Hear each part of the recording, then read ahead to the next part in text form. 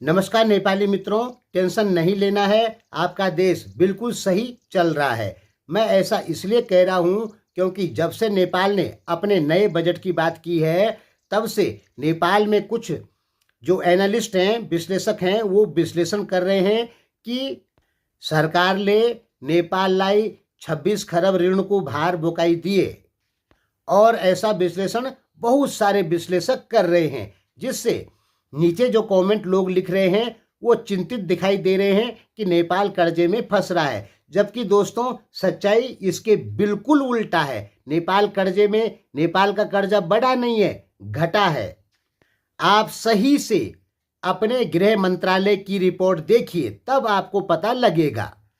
Social media पे कुछ जो विदेशी फंडिंग से चलने वाले विश्लेषक बैठे हैं, जो आपकी सरकार को बदनाम करना चाहते हैं, वो ऐसी बात कह रहे हैं। रियलिटी क्या है? रियलिटी ये देखिए। मैंने आपको बताया था कि नेपाल की जीडीपी, सकल घरेलू उत्पादन 60 खरब रुपए पार कर चुका है, यानी $45.5 बिलियन लगभग हो गया है।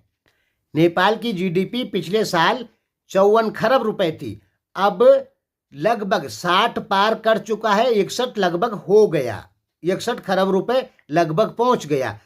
तो पिछले साल 54 खरब रुपए नेपाल की जीडीपी थी और नेपाल के ऊपर लोन था 24 खरब रुपए। तो कितना परसेंट हुआ? 44% लोन था नेपाल के ऊपर अपनी जीडीपी का। इस साल नेपाल की जीडीपी 60 खरब रुपए पार कर चुकी है और ऋण हो गया है 26 खरब रुपए। तो ये कितना परसेंट हुआ? 43.5%। यानी पिछले साल नेपाल के ऊपर 44% लोन था अपनी जीडीपी का, और इस साल नेपाल के ऊपर 43.5% लोन है अपनी जीडीपी का। यानी नेपाल के ऊपर जो ऋण है वो घटा है, बढ़ा नहीं। हालांकि दिख रहा है क्या कि भाई 2 खरब 2.5 खरब रुपए बढ़ गया। पहले 24 खरब था, अब 26 खरब हो गया। क्या दिख रहा है आपको कि ऋण 2 खरब 2.5 खरब बढ़ गया, लेकिन जीडीपी भी तो बढ़ी है। ये क्यों नहीं आप लोग सोच रहे? देखिए, होता क्या है, जब जीडीपी बढ़ती है तो लोन भी बढ़ता है। अब आपने देखा होगा, अमेरिका लगभग $30 ट्रिलियन लोन है अमेरिका के ऊपर। जापान के ऊपर अपनी जीडीपी का 107% लोन है।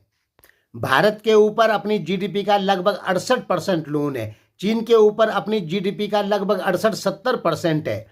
ब्रिटेन के ऊपर 100% पार। यानी जितने भी देशों की इकोनॉमी ज़्यादा है, उनके ऊपर ऋण भी ज़्यादा है। अपनी जीडीपी का 100%, 70%, 80% है।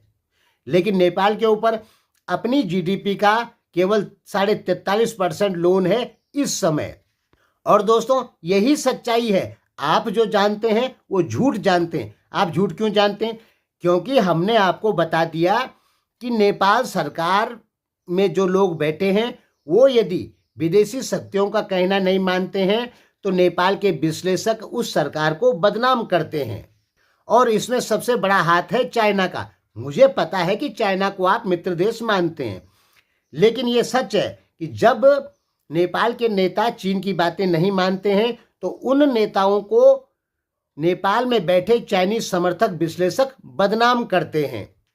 ये एक प्रकार का प्रेशर होता है नेताओं के ऊपर, क्योंकि चाइना की पकड़ सीधे नेपाल की सोशल मीडिया, यूट्यूब चैनलों पर है।